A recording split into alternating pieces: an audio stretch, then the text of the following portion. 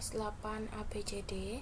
Nah, hari ini kita akan melanjutkan materi kita mengenai transportasi, respirasi, dan fotosintesis pada tumbuhan. Nah, kalau minggu lalu kita belajar mengenai struktur dan fungsi pada jaringan tumbuhan, maka hari ini kita akan belajar mengenai transportasi, respirasi, dan fotosintesis. Nah, apa sih tujuan pembelajaran hari ini? Nah, berikut adalah tujuan pembelajarannya. Yang pertama, kalian mampu menjelaskan pengertian dari transportasi. Kemudian yang kedua, kalian mampu menjelaskan pengertian respirasi pada tumbuhan. Yang ketiga, kalian mampu menjelaskan pengertian fotosintesis pada tumbuhan. Yang keempat, mampu menjelaskan faktor yang mempengaruhi fotosintesis. Dan yang kelima, mampu menyebutkan teknologi yang terinspirasi dari struktur jaringan tumbuhan. Sama seperti biasanya, hari ini juga ada nilai kemanusiaan yang akan kita kembangkan. Yang pertama adalah tanggung jawab, yang kedua disiplin, dan yang ketiga unggul. Tanggung jawab terhadap tugas yang diberikan, disiplin dalam mengumpulkan tepat waktu, dan unggul dalam mengerjakan tugas. Maksudnya apa?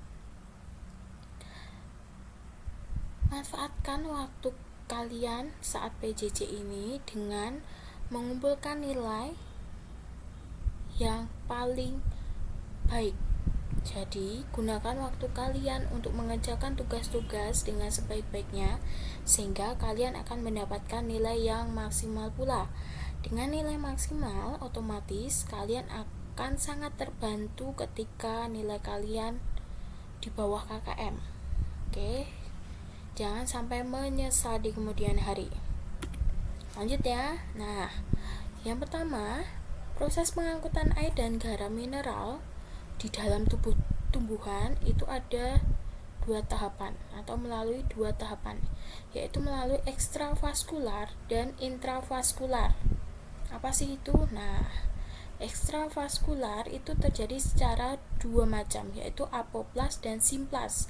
Kalau apoplas itu melalui ruang antar sel. Kalau simplas itu melewati sel-sel akar dan plasmodesmata. Apoplas antar sel, simplas sel-sel akar dan plasmodesmata. Nah, apa yang menyebabkan air dari akar itu bisa sampai ke daun? Faktornya apa saja? Ada 3 faktor yang mempengaruhi. Yang pertama, adanya daya tekan pada akar. Yang kedua, kapilaritas. Dan yang ketiga adalah daya hisap daun. Kalau ada 3 faktor ini, maka otomatis air yang ada di akar akan sampai di daun dan berfungsi untuk kegiatan selanjutnya. Nah, pernafasan tumbuhan sendiri itu prosesnya ada 2, proses pertukaran gas dan respirasi sel. Ya, pertukaran gas yaitu mengambil oksigen dan mengeluarkan karbon dioksida. Sama seperti kita kalau bernafas. Kalau kita bernafas mengambil oksigen dan mengeluarkan karbon dioksida. Nah, tumbuhan juga melakukan proses bernafas. Kemudian ada respirasi sel, yaitu penguraian senyawa kompleks menjadi senyawa yang lebih sederhana dengan membebaskan energi yang ada. Jadi, respirasi sel itu senyawa yang kompleks akan menjadi senyawa yang sederhana dan ada pembebasan energi. Misalnya, kalau kita makan, nah, itu kan macam-macam tuh, pasti ada nasi, ada protein, ada apalagi ada mineral, ada vitamin dan sebagainya. Nah, itu kan sangat kompleks. Ketika sudah dicerna oleh tubuh, dia akan memecah menjadi molekul yang sederhana. Akhirnya kita mendapatkan energi. Nah, kalau kita udah punya energi, kita bisa melakukan aktivitas yang seperti biasanya. Kalau nggak ada energi, kita juga tidak bisa melakukan aktivitas. Oke. Nah, pertukaran gas sendiri itu berlangsung secara difusi. Apa sih itu difusi? Difusi merupakan perpindahan zat dari daerah berkonsentrasi tinggi ke daerah berkonsentrasi rendah, dari tinggi ke rendah. Nah, kalau ini adalah alat respirasi tumbuhan. Yang pertama itu ada stomata, lentisel, dan rambut akar. Untuk gambarnya kalian bisa melihat dari internet. Silahkan kalian mulai searching di internet, mulai mencari-cari di internet. Gunakan teknologi yang ada untuk membantu kalian dalam belajar ya. Jangan terpaku dengan apa yang Bu Fia berikan terus. Kamu hanya melihat apa yang Bu Fia berikan, jangan. Tapi usahakan kamu juga menambah pengetahuan dari luar, dari internet yang kamu cari menggunakan internet. Misalnya kamu mencari alat respirasi tumbuhan, gambarnya itu apa. Mungkin kalian nanti bisa googling sendiri ya. Nah, proses respirasi itu unsurnya ada beberapa macam. Yang dibutuhkan yang pertama adalah senyawa organik.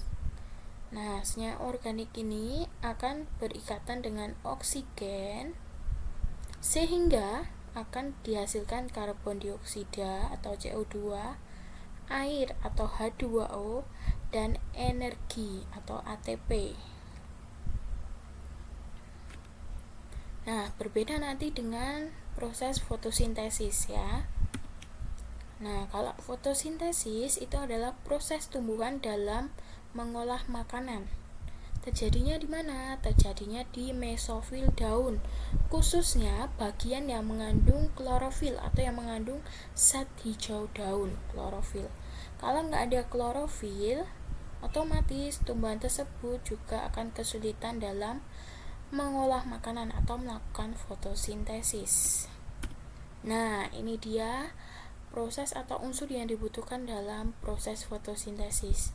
Yang pertama ada karbon dioksida, kemudian ada air. Nah, kedua ini akan berikatan dan ketika ada bantuan sinar matahari akan diubah menjadi glukosa dan oksigen. Kalau tadi karbon dioksidanya di sini hasilnya kan. Nah, kalau di sini di fotosintesis karbon dioksida itu adalah awalnya atau zat yang dibutuhkan dulu.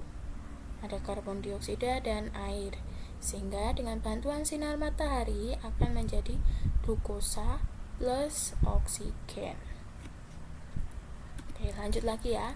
Nah, faktor apa saja yang mempengaruhi fotosintesis? Yang pertama adalah kadar CO2 di udara atau kadar karbon dioksida.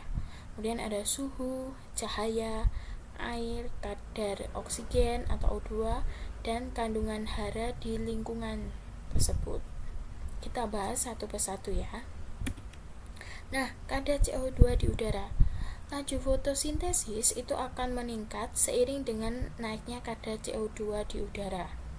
Nah, kalau kadar CO2 di udara terlalu tinggi, otomatis akan meracuni atau menyebabkan stomata itu menjadi menutup.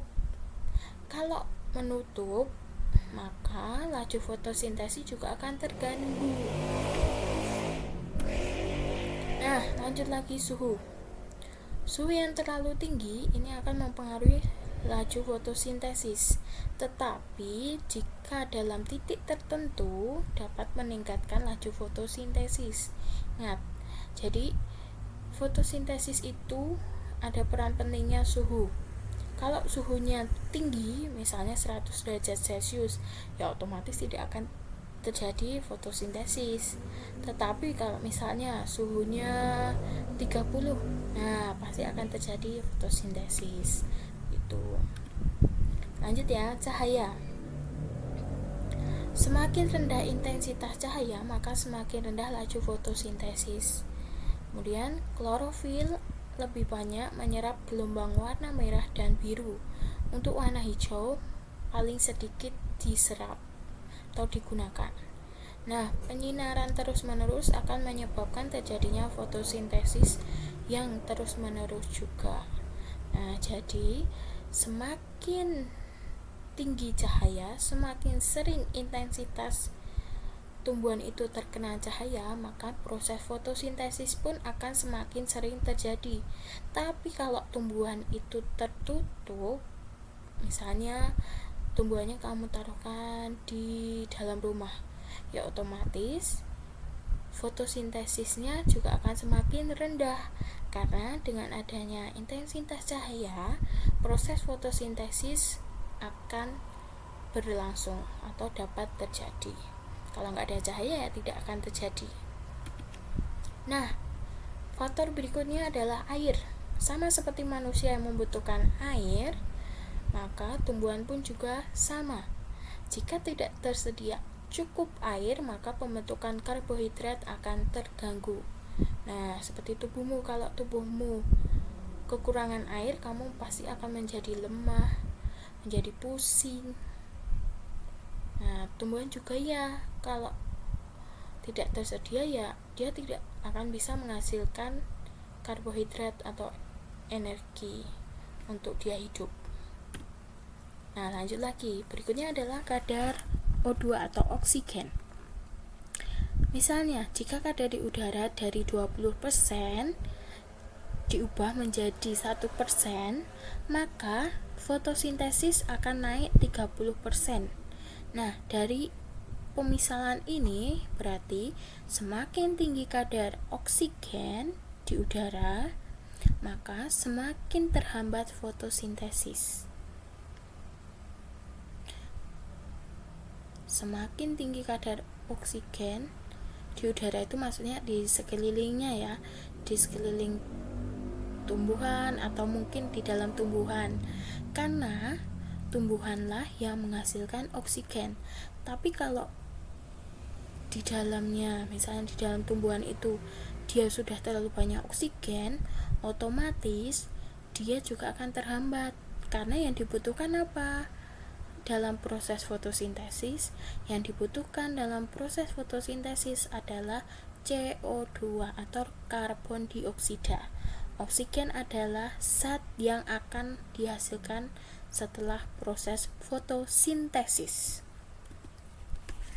Nah, lanjut adalah kandungan hara, atau istilahnya kita memberikan pupuk lah pada tanaman, memberikan makanan pada tanaman berupa pupuk atau zat hara. Nah, unsur yang paling dibutuhkan adalah Mg dan N, nitrogen dan magnesium. Jika tidak tersedia unsur tersebut, maka pembentukan klorofil akan terhambat. Kalau terhambat, otomatis laju fotosintesis juga akan menurun. Nah, maka dari itu, kalau kamu punya tumbuhan, rawatlah tumbuhanmu dengan baik. Berikan pupuk. Kenapa? Biar tumbuhanmu juga hidup berkembang biak dengan baik pula dan bisa melakukan fotosintesis dengan baik pula. Nah, yang terakhir adalah teknologi yang terinspirasi dari struktur tumbuhan.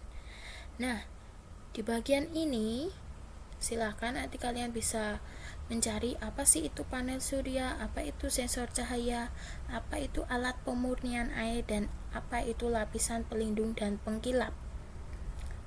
Hari ini Bufia berikan waktu untuk menyelesaikan pekerjaan minggu lalu, tugas minggu lalu yang belum mengumpulkan, yang belum menyelesaikan tugasnya minggu lalu ataupun minggu-minggu sebelumnya. Kalau ada, kerjakan setelah kalian menonton video pembelajaran ini, setelah mendengarkan video pembelajaran hari ini.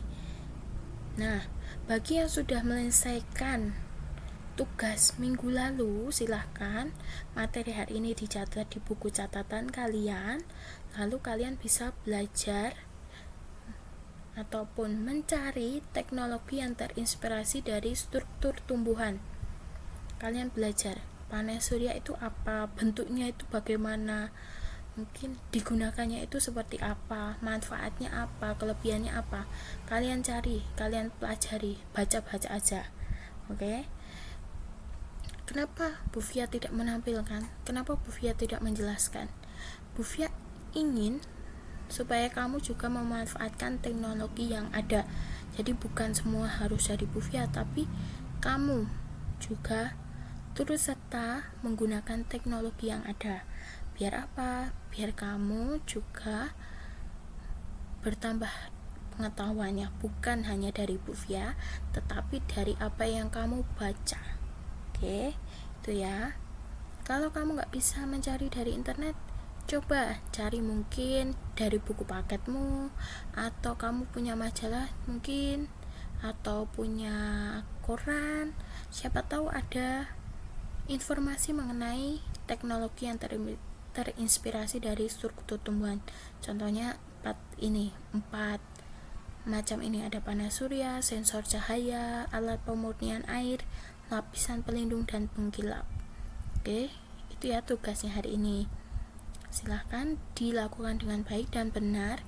Bufia berikan kepercayaan kepada kamu untuk menyelesaikan tugas-tugas, untuk membaca dan belajar secara mandiri, menambah pengetahuan yang sangat dibutuhkan oleh kalian. Oke, terima kasih. Selamat pagi, selamat belajar, tetap semangat dan jaga kesehatan. Terima kasih.